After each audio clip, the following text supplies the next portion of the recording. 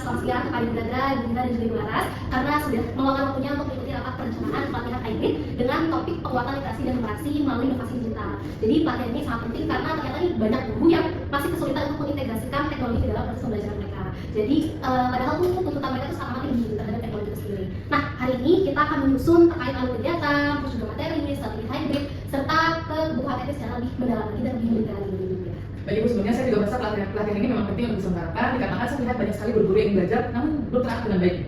Iya, betul sekali Bu. Banyak juga mereka tuh yang udah punya niat bagus gitu Bu, tapi tuh kayak masih bingung aplikasi apa sih yang cocok untuk literasi dan juga numerasi ini.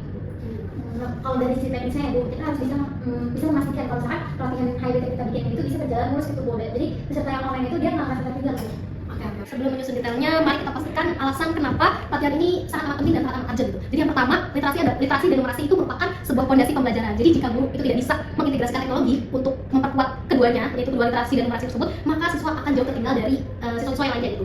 Jadi berdasarkan pengalaman saya di lapangan, itu menunjukkan baru 60% guru itu menggunakan teknologi hanya untuk melakukan penayangan video, lalu juga menampilkan slide presentasi. Jadi penggunaan teknologi itu belum dimanfaatkan sampai ke pembuatan pembelajaran interaktif, terus juga kuis-kuis. Jadi guru-guru cuma hanya menyampaikan video aja gitu, belum yang ada pembelajaran yang interaktif kepada siswa-siswanya seperti itu.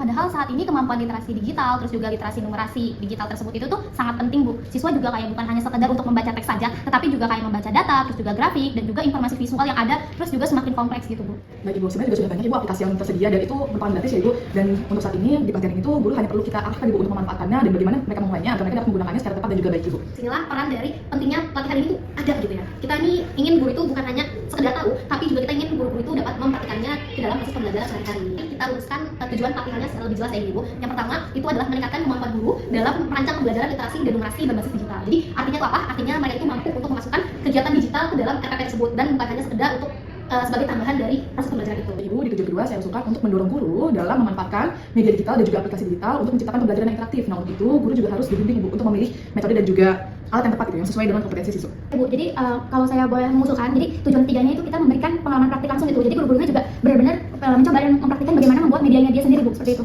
Dan tujuan keempat Bu, itu tuh kita harus mengajarkan guru untuk mengelola pembelajaran digital yang lebih baik Bu, termasuk bagaimana cara kayak mengelola, terus juga mengatasi kendala teknis dasarnya. Saya setuju. Jadi pelatihan ini itu bukan hanya ceramah, melainkan juga ada proses pelatihan, yaitu sebagai workshop.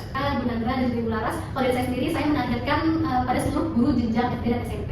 Mereka lah sekiranya yang paling membutuhkan penguatan literasi dan numerasi teknologi ini Bu.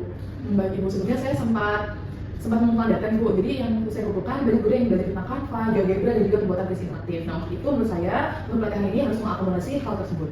Iya, benar sekali Bu. Tapi juga kita jangan lupa menyiapkan pretest dan juga post-test Bu, karena biar kita tahu gitu kemampuan awal dan juga akhir dari si peserta tersebut Ibu.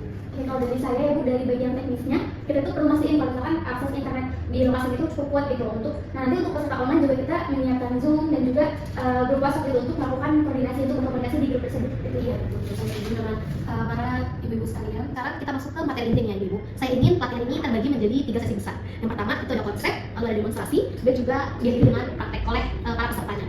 Nah, untuk literasi digitalnya saya sudah merencanakan apa saja yang kita akan bahas Bu. Yang pertama itu prinsip literasi digital. Lalu yang kedua itu tuh membuat visual edukatif dengan Canva Bu, jadinya lebih interaktif. Lalu yang ketiga itu kegiatan membacanya juga bisa lebih interaktif kan Bu, bisa menggunakan Google Formulir, terus juga ada Woodwall, terus juga ada Padlet. Lalu yang keempat itu cara menyesuaikan tingkat kesulitan materi dengan kemampuan siswa Bu. Jadinya tuh kita bisa mengetahui tingkat apa saja sih kesulitan dari si siswa-siswa tersebut. Baik, untuk sementara numerasi digital itu dapat mencakup yang pertama itu yang sudah saya susun dan juga saya rancang. Yang pertama adalah cara menggunakan data digital untuk pembelajaran. Lalu yang kedua itu sebagai visualisasi angka dengan Google Sheets. Lalu yang ketiga pengembangan grafik, diagram dan juga tabel, dan yang terakhir sudah tadi saya paparkan terkait penggunaan GeoGebra untuk memahami konsep matematika abstrak. Oke Bu, jadi nanti dari sesi teknis mungkin saya akan menambahkan seperti bagaimana caranya berbagi layar, terus bagaimana caranya mengupload hasil tugas atau kerjaannya, lalu juga gimana sih cara mengatasinya kalau misalkan adanya terjadinya error sederhana lah ya, lalu juga bagaimana penggunaan Padlet untuk mengirimkan tugas digital Bu.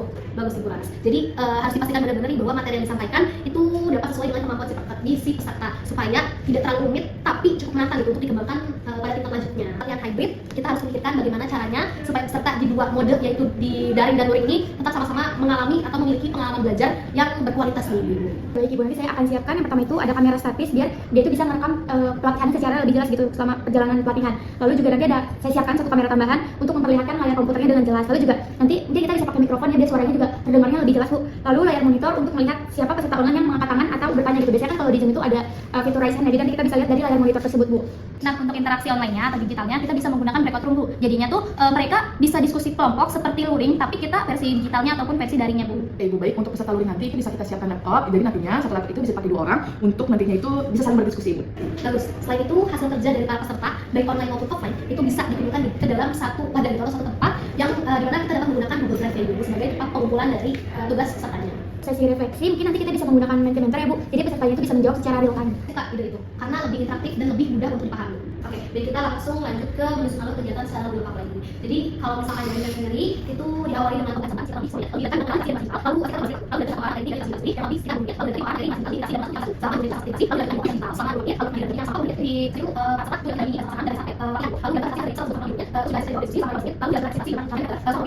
sama dari bagaimana pendapat dari Ibu Mira, Ibu Laras, dan juga Ibu Anda?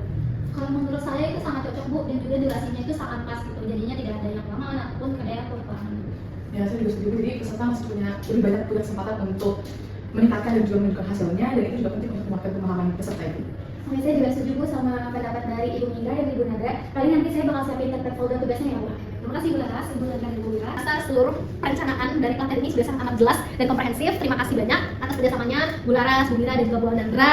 Saya yakin pelatihan ini itu dapat meningkatkan kemampuan guru dalam menghadapi perkembangan teknologi digital juga. Baik Ibu, siap untuk dokumen kurikulumnya akan saya sempurnakan hari ini ya Bu. Baik Ibu, saya akan mulai membuat contoh untuk literasi digital dan juga numerasi digital ya Bu. Oke, baik Ibu, nanti saya akan langsung cek peralatannya apakah sudah siap untuk memastikan kalau misalnya teknis dari hybrid ini tuh bisa berjalan dengan lancar. Jadi pelatihannya juga berjalan dengan lancar Bu. Terima kasih kepada Ibu Laras, Bu Mira, dan Ibu Nadra atas waktu yang telah diluangkan pada rapat pada hari ini. Semoga pelatihan kita itu nanti dapat memberikan dampak yang luar biasa bagi para guru dan siswa di sekolah. Mari kita akhiri rapat ini.